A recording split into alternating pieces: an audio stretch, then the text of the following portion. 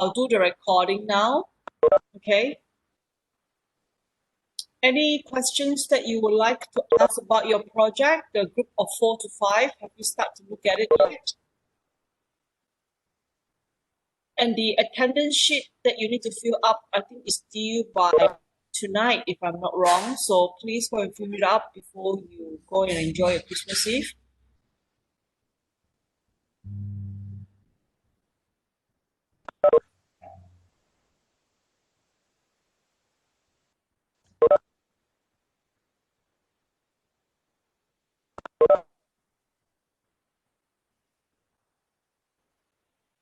No, no questions. No questions on the projects.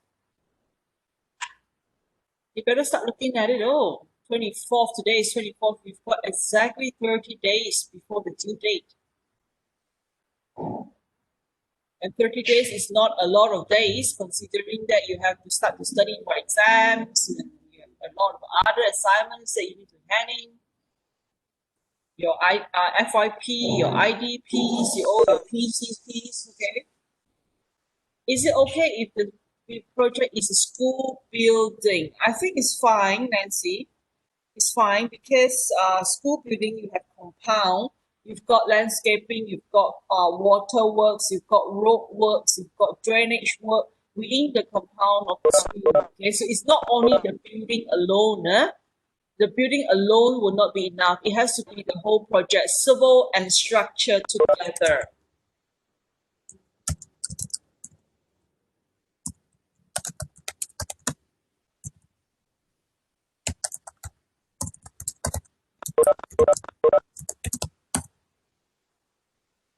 Once you finish the project, everybody should keep a copy of your assignment. It's very important because you will need it for your IDP later. So if all of you come from different groups, okay, then later on, you can take all your report to compile and, get the best bit of everybody's work and then try to improve it in your IDP project.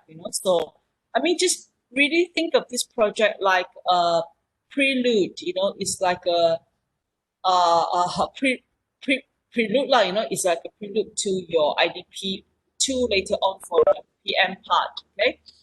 So if you get this done, then later on your IDP 2 will be a lot more at ease, okay? It's a lot more relaxing in that sense. Huh? So I hope that you guys will remember to get a copy of the full final copy from all your group members. Like when you do it together, everybody save a final copy for yourself. Remember that. Huh? And this is 25%. So if it's 25%, we really are expecting some form of details and a lot of nice formatting, pictures, figures, tables, and all that. So it is not a 10% assignment that you can hand it in like 5-page kind of thing, okay? So these are the expectations that you have from the assignments. Project lah, I mean, I always end up calling it assignment, but actually it's a project. Okay? All right, let's get started. It's 1:05 already. Okay, leave it up, people.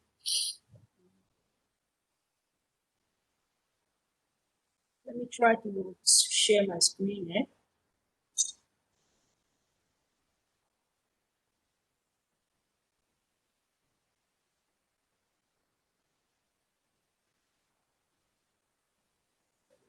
Files.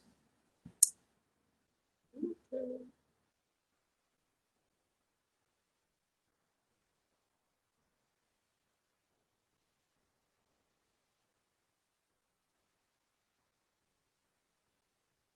PMP.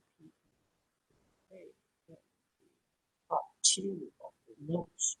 All the notes have been posted up on Elip. Last week's Tuesday face-to-face recording is also up already. It's marked as week 10, hour 1, 2, and 3, 4.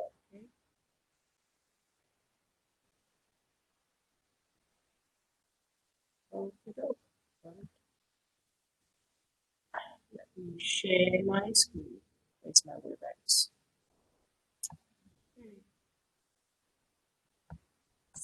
Share.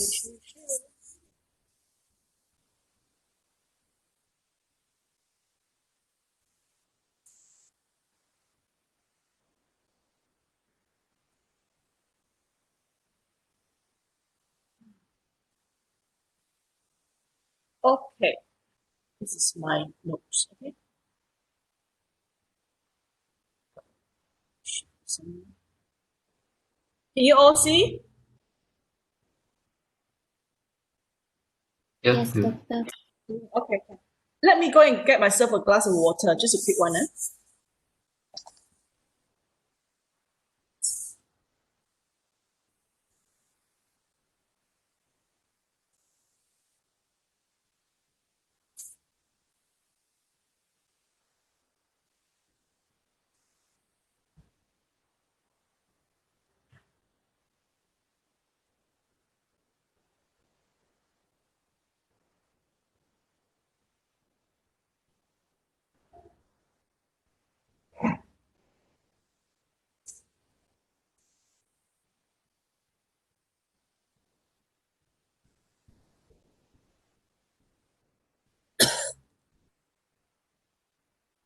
All right, I'm back. Okay. All right. So yesterday on Tuesday, we've actually gone through, like procurement, the idea of procurement.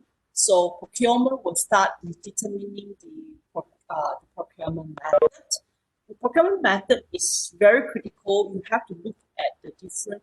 It's just like how should I put it? It's just like um, finding the right mode of purchase. It's just that if you want to go and buy yourself a car, there's plenty of choices out there, isn't it? And or you want to buy a house, for example, then you need to know the characteristic of the people who are staying in the house. Am I right to say that? Some people are more particular about certain things. You see, like your family members, like who is the one paying, and do you guys have the money? Do you guys have the money for down payment? How many percentage of cash do you have for down payment? And then after that, you also need to work on how much you can repair per month, and who are the residents of the houses, and how many rooms do you need, and also the space, ceiling height, and everything. So, in a way, if you do not know your project characteristic, you cannot pick the right kind of procurement method. So different procurement method has its advantages and disadvantages. And you have to understand that procurement method has been around for like centuries. It's like people has been delivering projects since Malaysia starts, the delivery of the project, so many projects has been delivered around the world, with traditional general contracting, with design and build, with turnkey, with concessional contract. So you cannot say that any one of them is a failure. There's really no failure in any one of them. It's just the people who are using it is the problem, you see. So first and foremost, you need to determine the characteristic of the project, and then you determine the mode of procurement, which is there's different mode, and with the different mode that you have, then you will actually decide, which is the better ones. And so you need to know the advantages and disadvantages of each procurement model. So these are something that you have to learn. And I do not explicitly put it in any part of the notes about advantages and disadvantages. So I'm telling you right now, if you ever listen to the lecture and listen to the recording later, I do want you to go and research a little bit on it and write a little bit on it, because it may come out in the exam questions and you have no way to find it in the notes, you see. So, I mean, sometimes we need that, we need you all to be actively searching for something. So why don't you go and read up on the different procurement method, just the basic ones like concessional. Concessional, maybe you can read out on BOOT, B-O-O-T, BOOT, build own operate transfer. And you can read on traditional general contracting, design and build, turnkey. If you can read out on these 4 or 5, in some of them it's concessional contract or public-private initiatives. These are the few programs or public-private partnership, so PPP. So all these are typical delivery mode of a project. So why don't you go and find out about that, and just at least read up on the advantages and disadvantages and how the client and the contractor and the designers are being put together in that sense, that relationship. I think if you can do that, it's better than you reading lecture notes, and because you actually bother to go and find out, so it actually carries more weight in your heart and in your brain, so you actually can write better that way.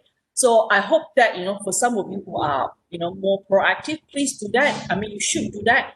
And then after that, we have different type of contracting model. Contracting model means that different type of contract. You have lump sum, you have got a BQ contract, you've got cost plus contract. That part we have a set of notes later when we talk about contract administration, so you don't worry. And then after that, we have tendering model. So the tendering procedures is the same. Actually, tendering procedures is basically the same. The tendering model is how you start the tender that is a bit different. It's like open tender, selective tendering, or closed tendering, and pre-qualification tender. So these three type of model is there's different type of way you invite people to come and make their offer. So tendering is about invitation to make an offer. You are asking people to you are inviting them to make an offer to you to do the job for you, you see, as the client. So another type of method to another type of method to get people to offer would be proposal and also negotiation. So negotiation, proposal mode, those are also quotations, very simple quotations. In a lot of engineering projects, sometimes it's a very small project, we just go by a simple quotation. A quotation will set the scope of work plus what you do and what you don't do, the payment terms and the delivery date. It can be just 2 or 3 pages and the client sign. Usually we do that for small projects of like 50K, 100K, so we don't really have a big contract to do it. So a simple quotation will do as well. So quotation is another mode. And many of these tendering, quotation, proposal, they all involve some form of negotiation at the end of the day. Okay, so once the offer are being put to the client already, the client will have their own assessment model. So meaning that they will actually assess the different contractors based on the criteria that the company has set up for themselves and for their projects, and they will go through the different weightage. Maybe some of them say money, the weightage of the contractor financial capacities is very, very important, and then we have a higher weightage. And then some people may say that I want the technical capacities, the design capacities to be very high. Then they may want to put that as a higher weightage. And sometimes some clients are very into materials, quality of material, quality of workmanship. So they will look at the team of people and the suppliers involved of supplying them with materials and the workmanship. So different client may emphasize on different things based on their company quality policy and quality requirement. And then from there, they will do the selection, and then they will first probably give out a letter of intent to tell you that they intend to give you the project. But normally after letter of intent, there may be some form of negotiation going on. So therefore, you may not get the job yet. But if they give you a letter of award, if the word is award, so as an engineer, you don't use the word award. If you write a letter and you put letter of award, it means that you are giving them a quasi-contract, meaning that it's already a 1/4 kind of contract. So after that, once you receive the letter of award, you're waiting for the site to be handed over and a formal contract to be signed. And when the formal contract and the site is handed over, you are going into the management, the controlling, and the planning, controlling, and also the monitoring phase of the site already. Okay, so what does the beginning part of site management look like? So you will normally, what you do is your clerk or you should sit down and work out with your administration team about all the paperwork and how it should be filed, how it should be written, and what format and what letterhead and all that. It has to be properly filed. And then what sort of sectioning in the files and what sort of folders that you're going to create in your in your computer hardware, I mean in the memory. So then everybody is on the same basis, and who is supposed to write which letter and who's supposed to sign on it. It's very important because sometimes line of communication, if it's not specified out very clearly, it can lead to a lot of misunderstanding. I remember when I was a very, very young engineer, about year one after I graduated, I was in charge of a project, and I didn't realize that the letter cannot be written to the certain people. You see, so it's supposed to be I write to the main contractor, and the main contractor will forward it to they will reword it and all that, and then forward it to the client. So I accidentally forward that to the client as well, and I got a very big phone call from the main contractor, scolding me like nobody's business. I pick up my phone and you have a loud booming voice booming down the phone, telling me that I'm an idiot, and where did I graduated from? You see, so how come I don't know all these things? And I actually took in the project a bit in a midway kind of thing. So I actually was a bit of an idiot. So we all will be idiot at one stage of our life, at one stage of our career. So it's very, very common. So don't start crying and go to the toilet and start to bar out your eyes and then come out and throw in your resignation letter. It's actually very, very common. So you get very red face, and you get very teary eye, but you swallow yourself up, and you swallow your saliva up and say you're very sorry and I'll look into it again and I will be better next time. That's what we do, you see. So what we do with your project documentation is you must know your line of communication. I cannot emphasize on that enough. I'm not sure whether I actually put in here somewhere about line of communication. Probably I do, yeah. Formal communications, okay. So yeah, it's somewhere in the notes here. I do actually mention that people, human resources is very important. So the contractor also, you need to plan your work. You need to do your job file carefully, put in where your specs are, put in where your contract are, put in your banker's guarantee. All these things has to be accessible, hardware and software, meaning that it has to be in a computer. It also has to be in the files, because if you lost your files, you don't want to have a master centralized file that is completely wiped out and then you don't have a hard copy. So we do keep hard copy, and then we will put them in your side office, and then some of them will be in your main office. So you have to get that system up first, okay? So this is what I'm trying to say. And it's important. You probably spend about 1 or 2 days to get the system up, and certain letter you must CC to who, certain letter after you write, you copy, and then you must copy and fax first or email first, and then followed by the hard copy of the letter by mail, you see. So it's important. Not everything is just email, WhatsApp. So certain things you have to understand that it has to be also, the hard copy also have to go to the recipients of the letter or of the documents.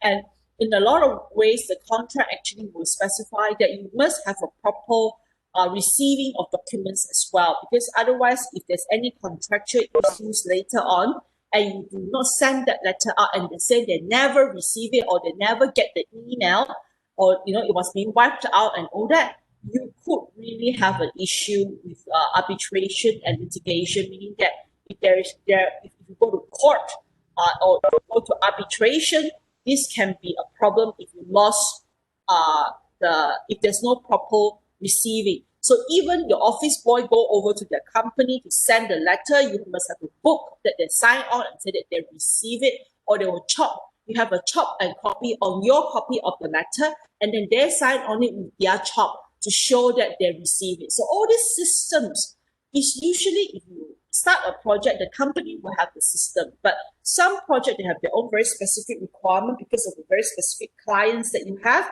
So you must have a proper systems, okay? So keep all your files carefully and put them in the places carefully, and all the forms that needs to be filled, quality form, workers card, and all these things, it has to be properly filed up in the proper system so that if you go on leave for 2 weeks, or if you get sick for 3 days, you don't come to the office, somebody else can pick up the file, they can go through the file, and they can really understand what is going on as well. So please remember these filing systems, this systematic way of creating a job files.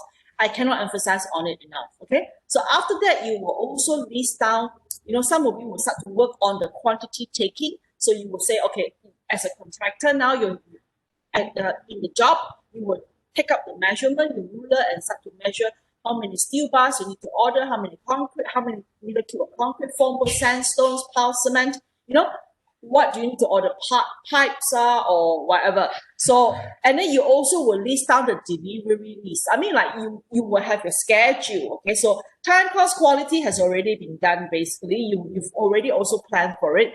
So if there's a question to ask you about what is site management, what to manage inside, what to control inside, time, cost, quality, safety is actually very basic. So you don't write about that. Okay, so you have to write about these other things. Okay, so time, cost, quality, you've already planned out your schedule. So from that schedule, when you look at the list of material that you're supposed to buy, you really should know you shouldn't be ordering everything at one shot. So if you are going to order everything in 3 batches or 4 batches, depending on the project timeline, because if you order everything in one batch, my dear, if you order it and there is no substantial transportation cost involved, and if you're ordering everything in one batch, you're not saving on anything, okay?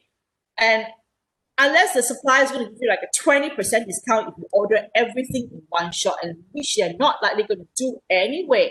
So you've already negotiated for the rate with the suppliers. So what you need to do is you negotiate for your delivery schedule. So whatever you need, when you need it, and when latest you must have it, and where you keep it, inventory control and all that, you must have a proper system for it. So list down in your Excel worksheet, go through it, based on your work breakdown, you have your resources. From the resources, check out on the quantity and corresponds with drawings quantity and how fast you should be ordering certain things. Because the moment you order, they give you 30 days or 60 days. That means 30 days or 60 days later, you have to have enough cash to pay your supplier. So if you don't use your materials like until the very end of the project, but you've already ordered in the first 3 months of the project, the client will not pay you. The client will not pay you for the entire material on site. Some client very graciously will pay you some percentage for the material that you deliver on site, but the material that you deliver on site has not been converted to work. It has not been converted to a product. Okay, so you really cannot claim money. So it's only the work that is being done that you can claim money. So what you need to do is order it according to a good scheduling system.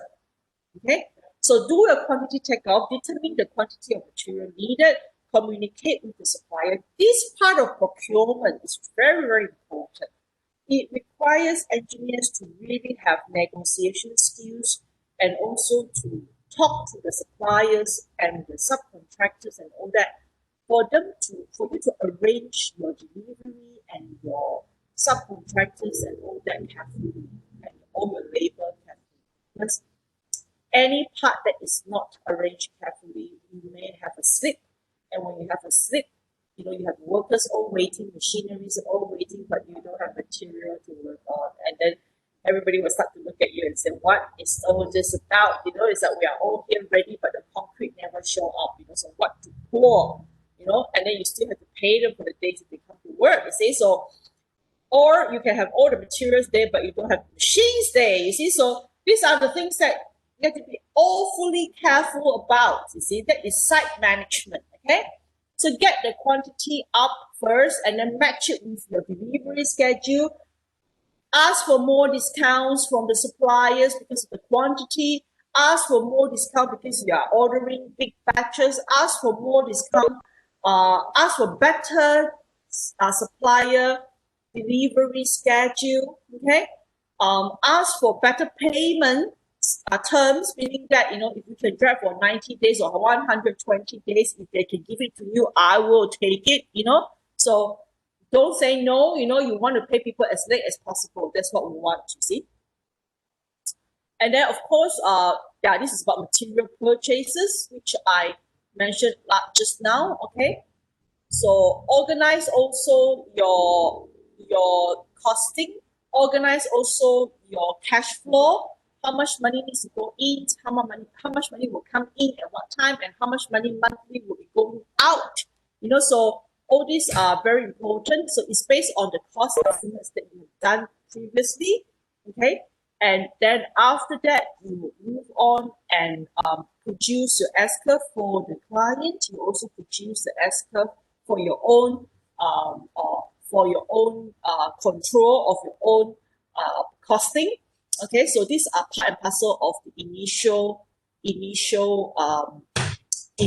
planning work that have to be organized. Then you're organizing your site, your work, your safety. You buy your safety equipment. You organize your who is supposed to be on site, which engineer, which site supervisor is in charge, which clerk is in charge, which is the line of communication, who is supposed to be communicating with the other side, who is supposed to be communicating with the engineers on the consultant side, who is supposed to be communicating with the client in the other the client side, and you should know who are the person that you are communicating with.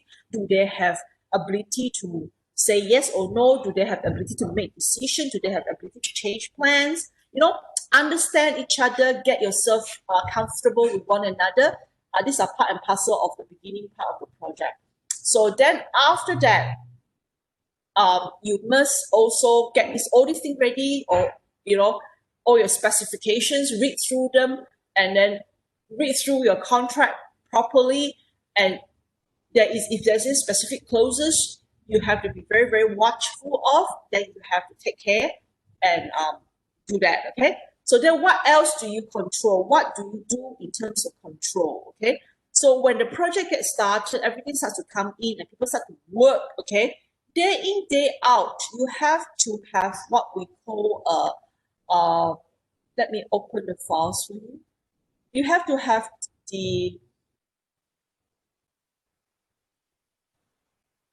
have what we call a site daily record. And I cannot emphasize on site daily record ever enough, okay? Site daily record is like a book that you keep, okay, or a file that you keep. Nowadays, it can be, Google Form, something that you design that you can, use your tab or your iPad, at one shot. I mean, we're getting more and more advanced, okay? Unless you're like me, you are very okay? If you're not, then you should be very, very advanced. There's a lot of what we call tools and also software, all these things online that you can actually use. Here's my PM files. Okay, it's here. Let me open this construction management file. Oh, it's not here. Where is it now? I extracted out yesterday. Yeah. Wait a minute. Where's my site daily report here? Okay. Right. So this is a Kuno. This is the Kuno method. Okay. This is ancient. So you have to have a book. So normally at the beginning of the site possession, the contractor or the client will actually, either one of them will prepare this, and then you will, if you want to prepare this as a contractor, you prepare that.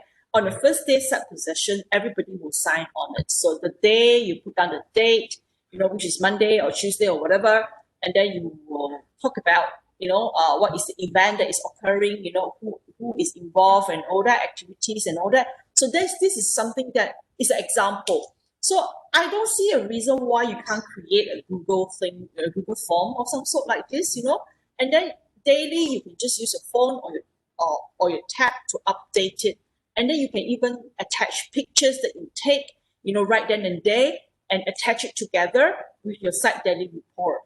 In the old days, sorry, I feel like I'm so old when I say this, in the old days, because things does change very significantly for the past 10 years, Before that, you don't really have Facebook, you don't really have WhatsApp. I remember when I gave birth to my daughter in the hospital, my phone is still, it was 10 years ago, my phone was actually still close with the button, and then you press messages, and there's no scrolling on my phone at all, no scrolling. So I don't have FB, and I don't have WhatsApp at all. Okay. So that is how fast things has changed for the past 10 years. So previously in my working life, when I first graduated, there was 20,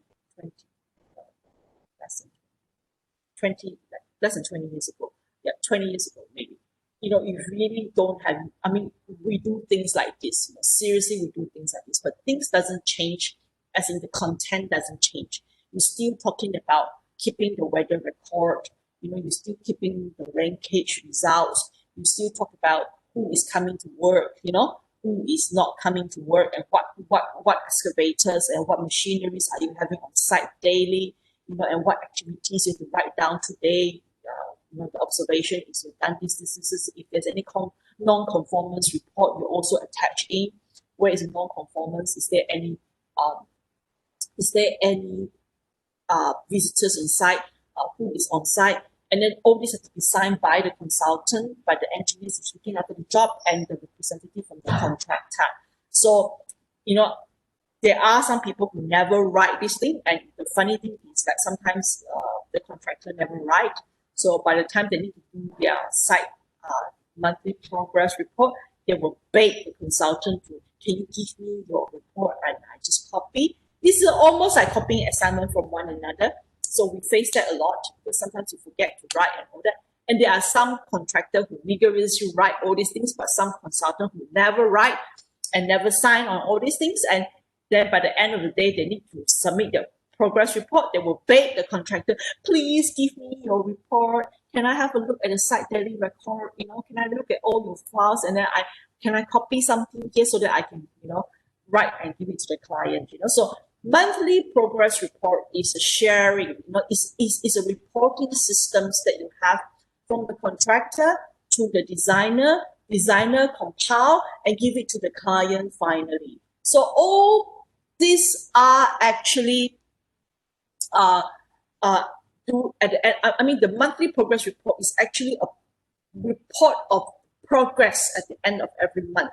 So client will see that. Nowadays, of course, we will probably use emails and we also don't really print out all the copies, You probably get a PDF copy that you send to them via your Google Drive kind of thing, and everybody access your Google Drive. So we don't really send hard copy of the report anymore. But again, like I said, if you do the report, I would suggest you print a proper copy and keep a proper copy in your files, okay? So that you have proof, a hardcore proof, and that things doesn't get wiped out, okay?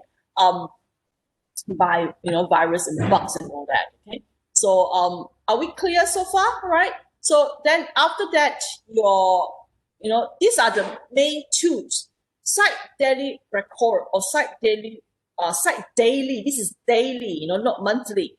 Daily record are actually something that is done by both the designers of the job and the contractor of the job, day in, day out, to monitor, okay? Monitor means that you record, okay?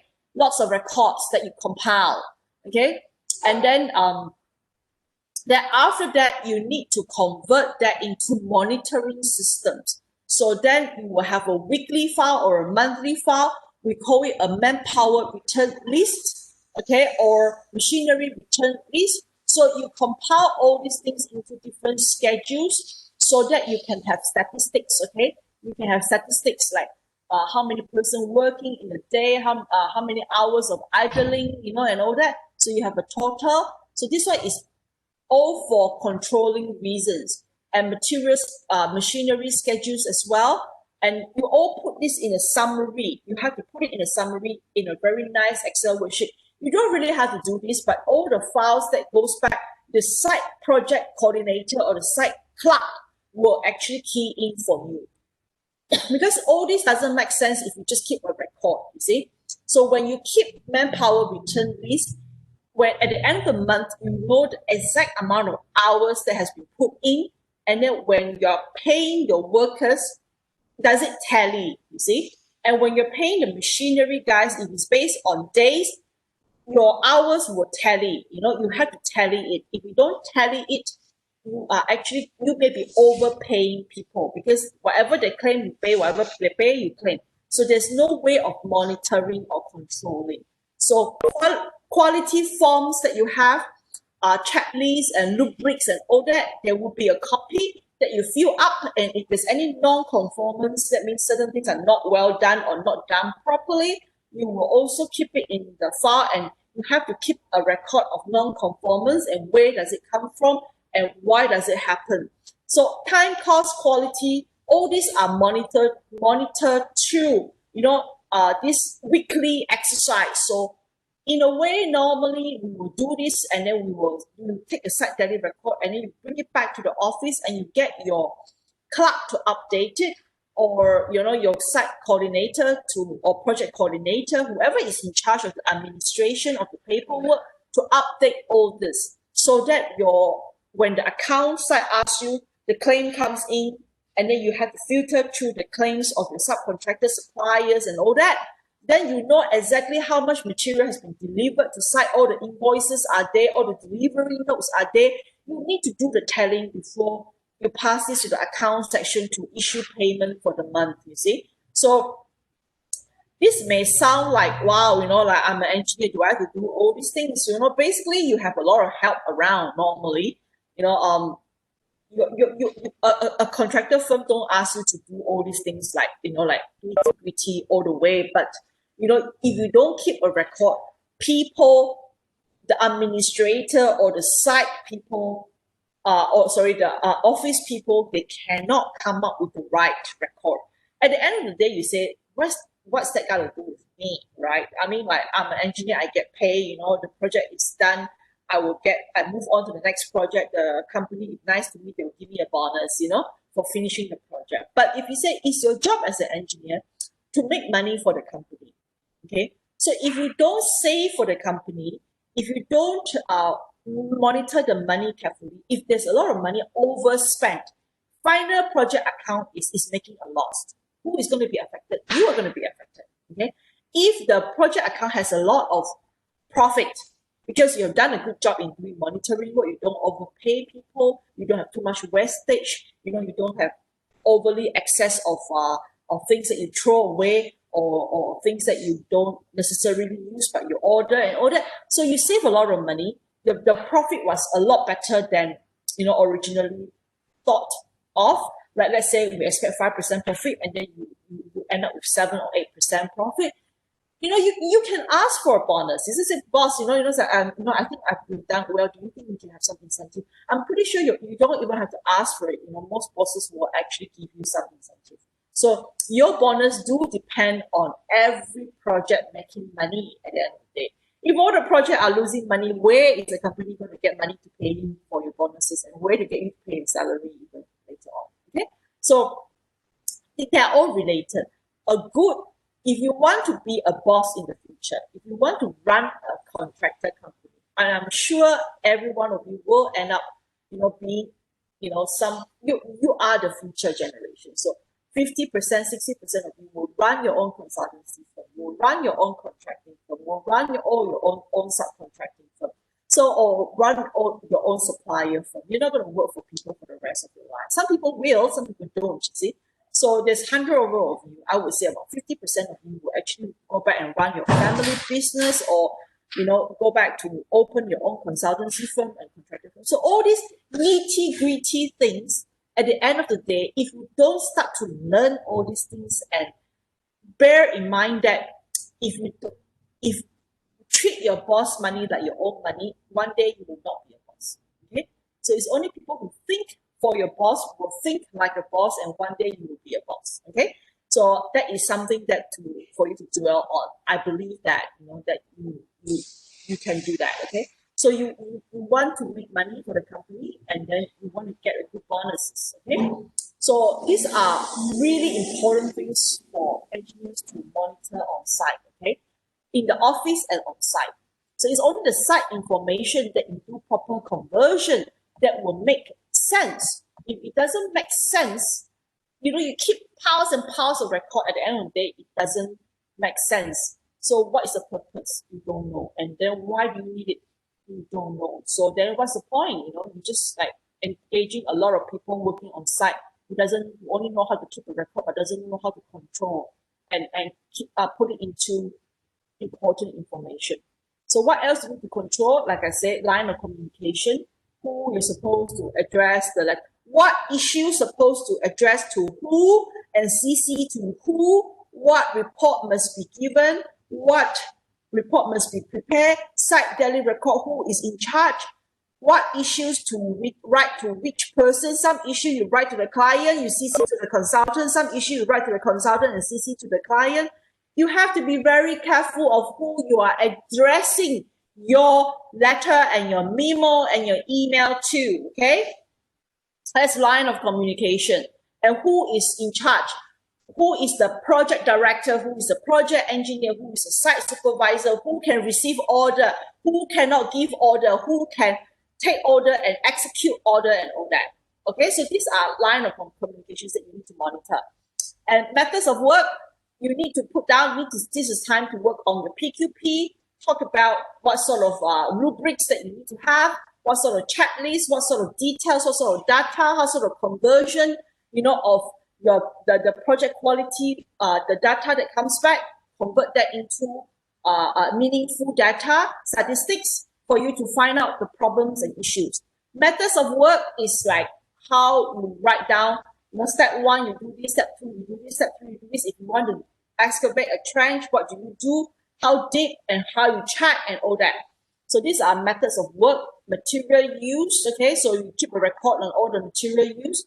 Coordination of work is something that is also very important because you have many people working on site. You've got people who deliver material, you've got people who drive the machine, you've got people who are from a subcontractor, water contractor, road contractor, drainage contractor, building contractor. You've got 5 different contractors working on site.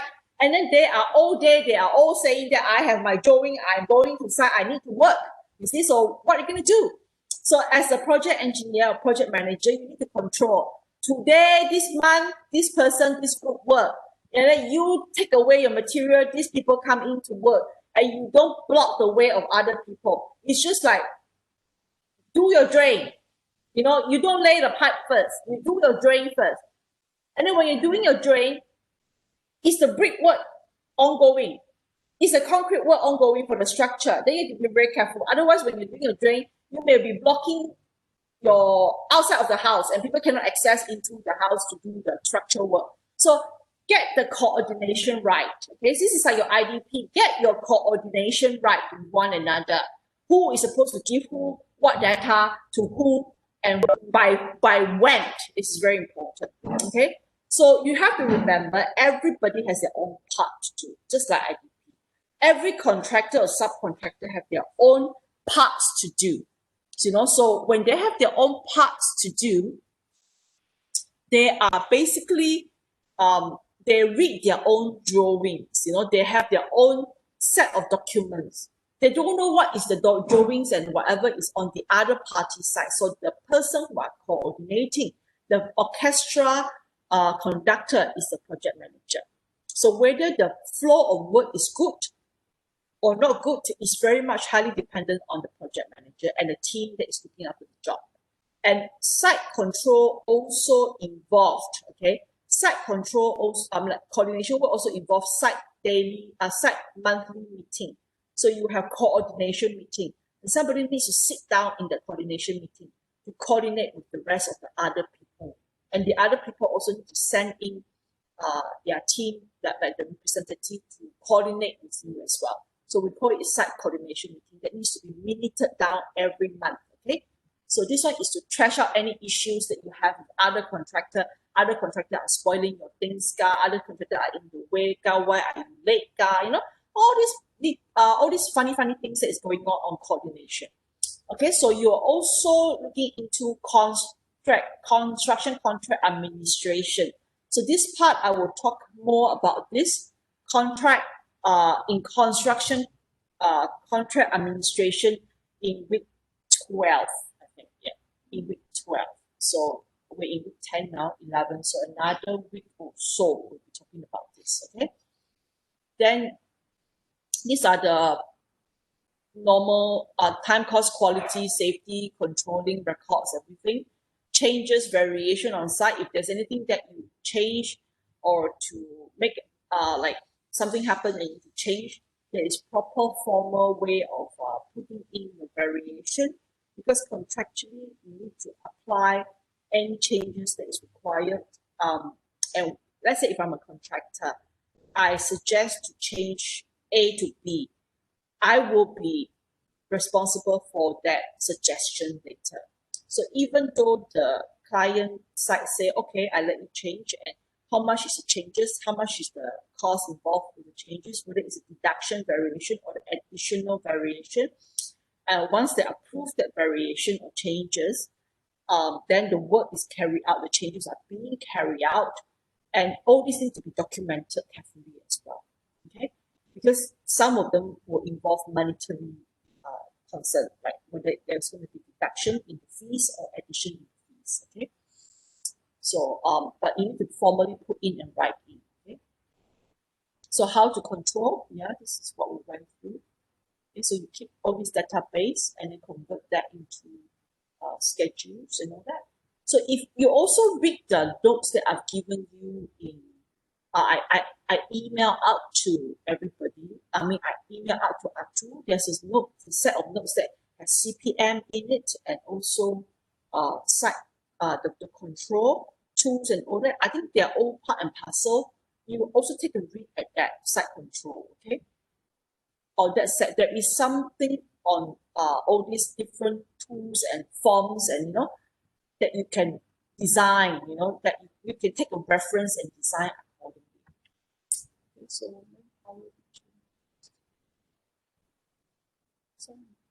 not necessary. So I need to share this file with you, site daily and return base. Okay.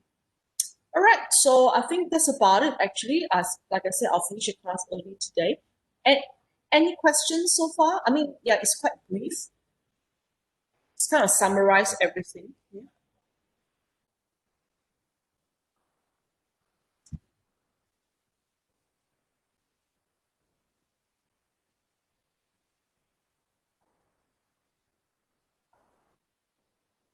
Any questions so far? Any question on project? Any questions on the notes, the materials?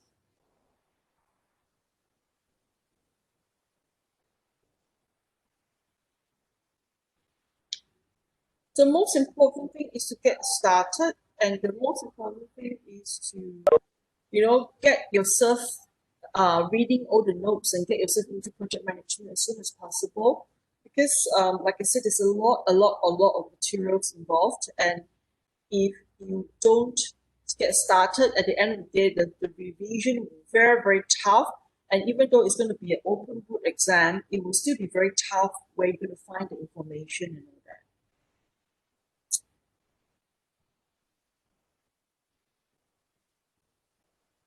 So you have to be very accustomed, very used to all the notes, and yeah, go through the recording, especially for people who are coming in and out, and some of them are physical, onlinely here, but physically actually not around.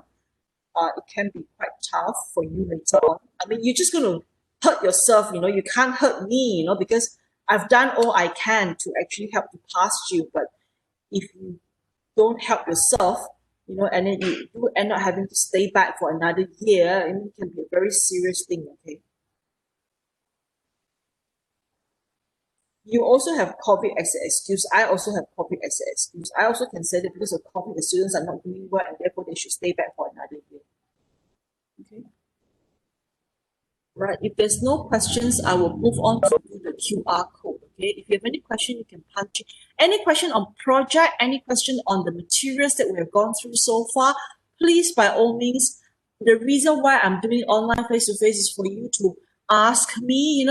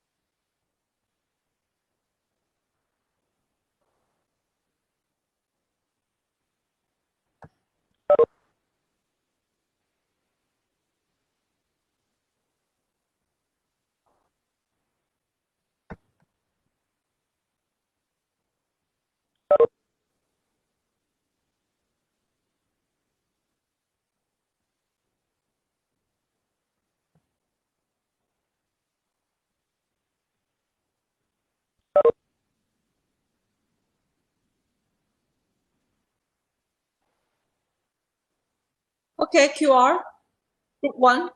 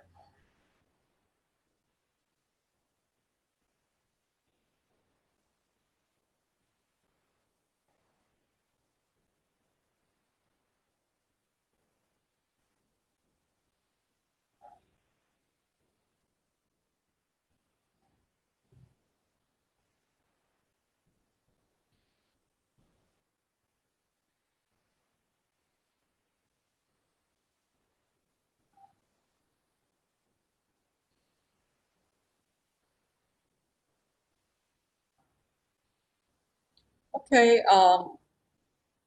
wait,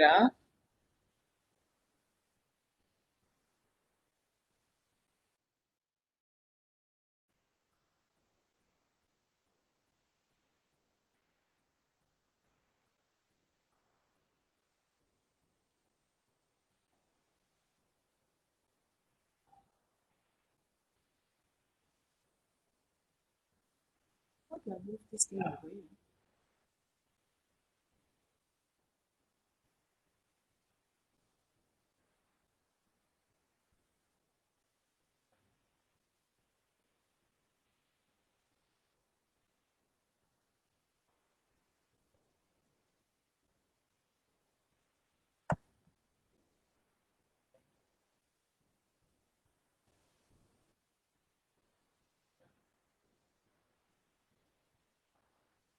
Group two.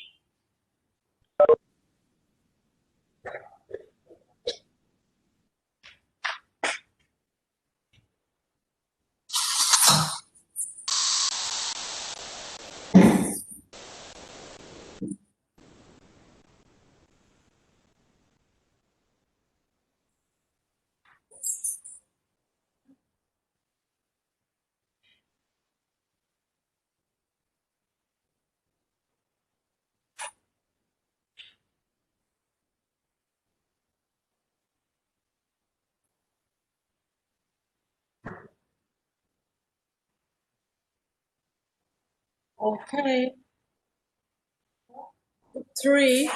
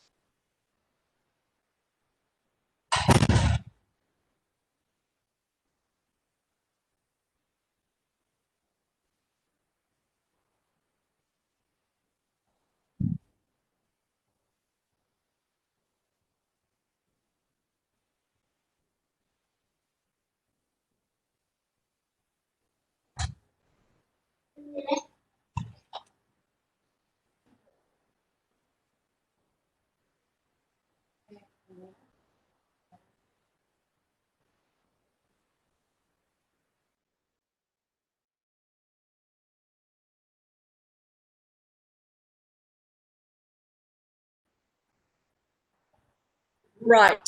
Group two.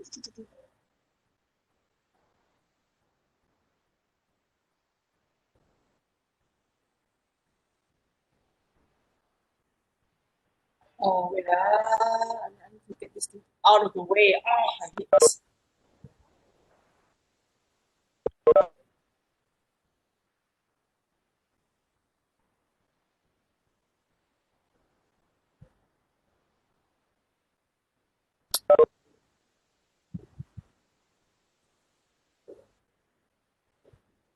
I hate this thing. That two bar thing. Oh, wait. Let me get the NRR right, huh?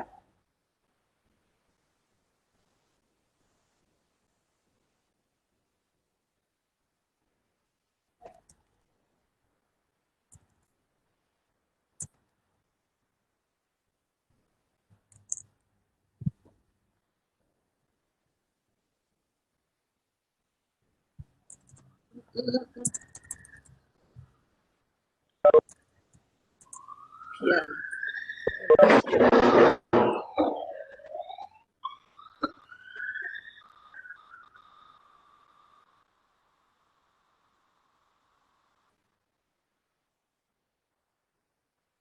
Okay, NRR people.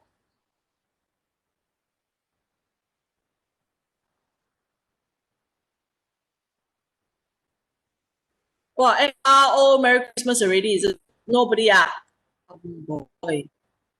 NRR, wow. Doctor, I think you need to share the screen.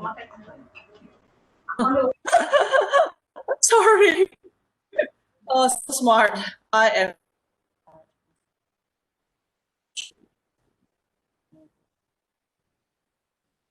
Okay, NRR.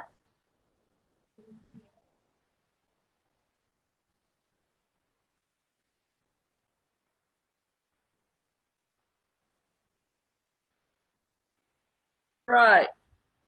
Okay.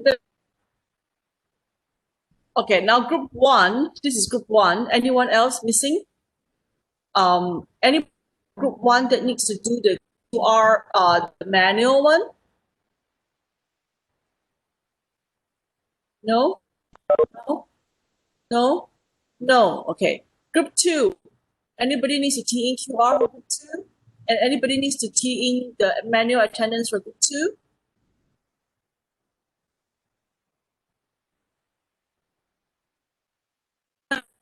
Good. Okay, I think group three, there are some people who need manual attendance. So group three, anybody? Yes, doctor. 63438. Wait. Group three. Group three, manual attendance.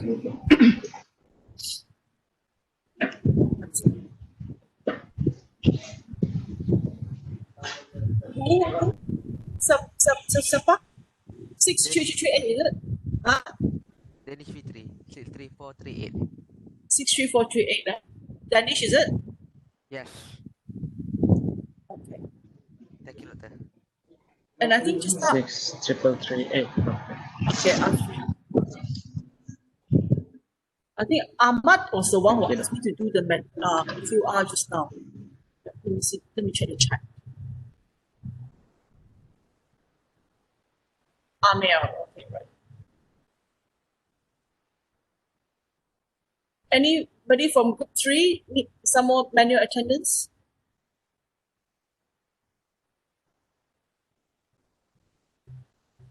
Group two, Alvin, you've already keyed in, Alvin?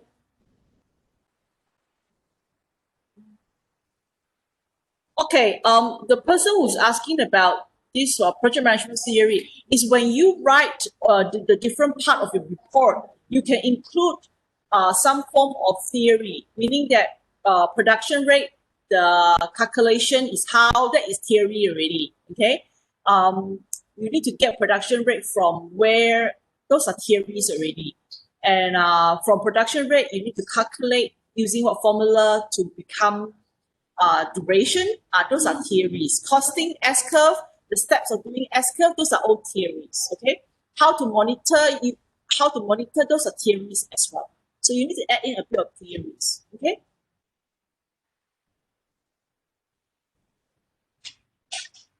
You need manual attendance. Alvin, how come I don't hear from you? Which group are you? Doctor, I'm in group 2. You're in group 2. Oh, okay, group 2. Wait. Group 2, group 2.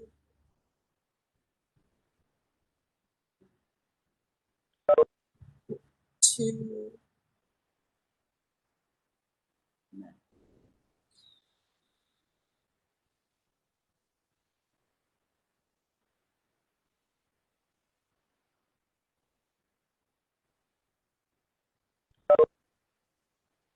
Alvin, huh? Okay.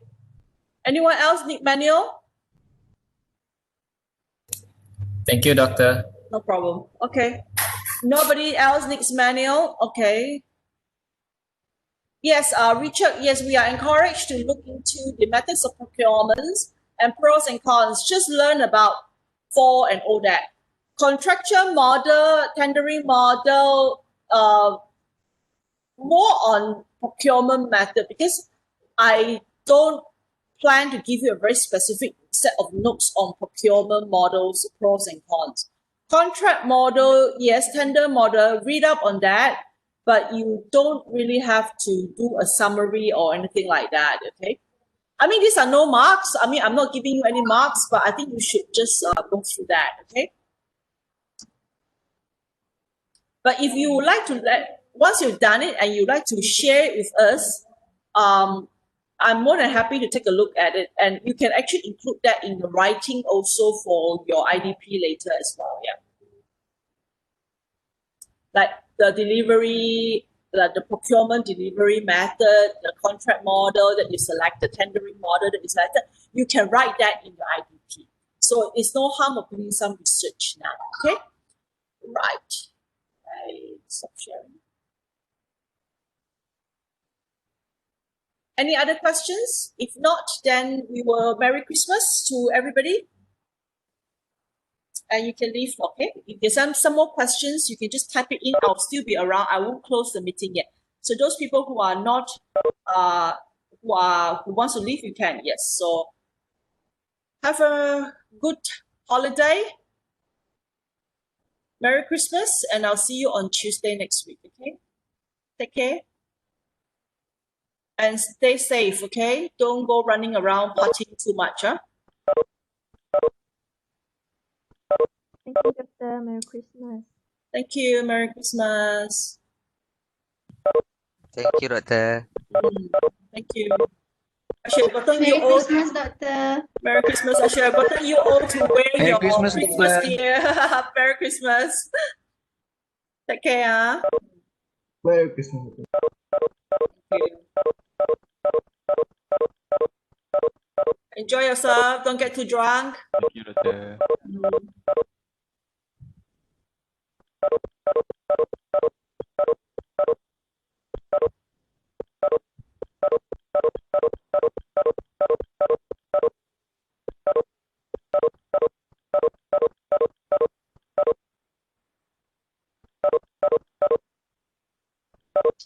Okay, take care, everybody.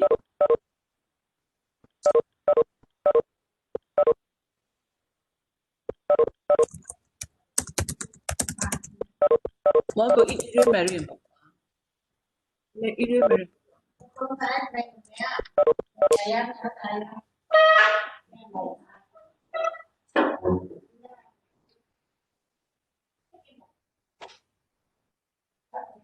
It's a